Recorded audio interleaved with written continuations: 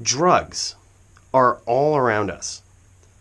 But have you ever wondered what the biggest gateway drug is? I'm Mike Cooley from the Out of Character podcast. Let's check it out.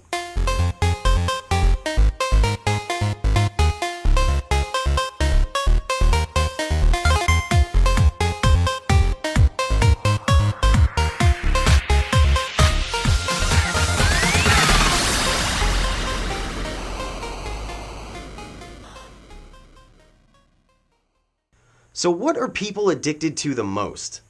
The answer might surprise you. 4% of Americans report being addicted to sex.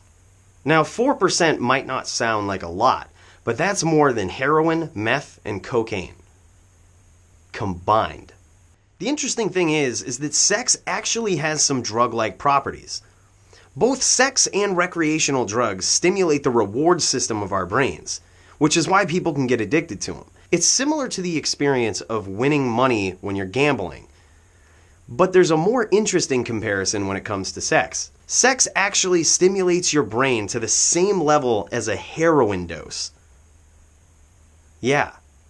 But you might be thinking, is it really a gateway drug, Cooley? Come on.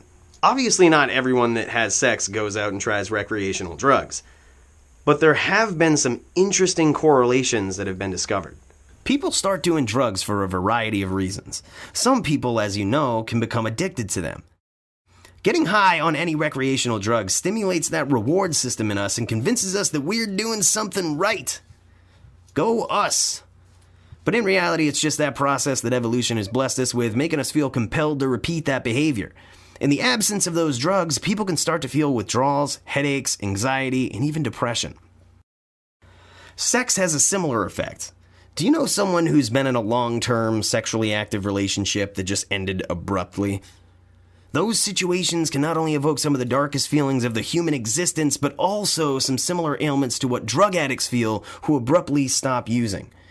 Of course, there are a multitude of factors that can play a part in that, but one factor that may play a huge part is the absence of sex. This can cause people to try and replace that person, the famous rebound, or look for alternatives. I'm sure we've also seen that person who is just too desperate. Similar effects play a part here as well. It's also been suggested that sex is an alternative to other drugs.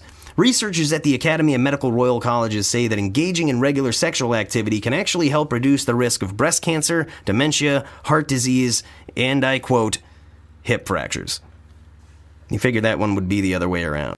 It's been known in the past to cure headaches, reduce pain and stress, and help with depression. The average age at which people report first having sex is 17. The average age at which people who engage in recreational drug use report first using drugs is about 19.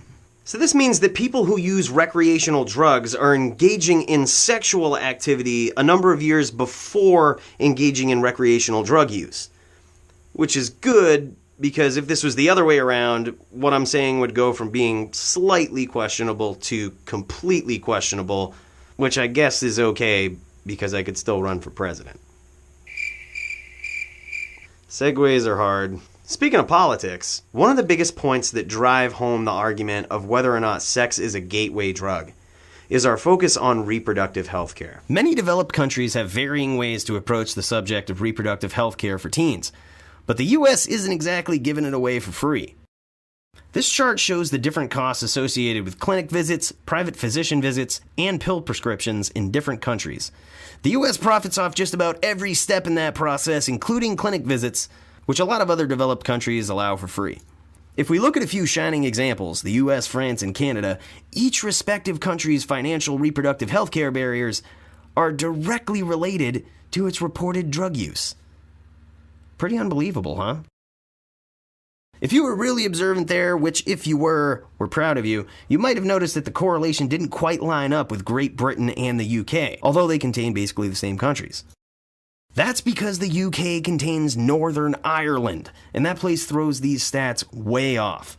In Northern Ireland, reproductive health care is significantly worse, and services like abortion are actually illegal except in extreme cases. Last year, only 23 legal abortions took place in the whole country. You might be thinking, what does that have to do with drug use?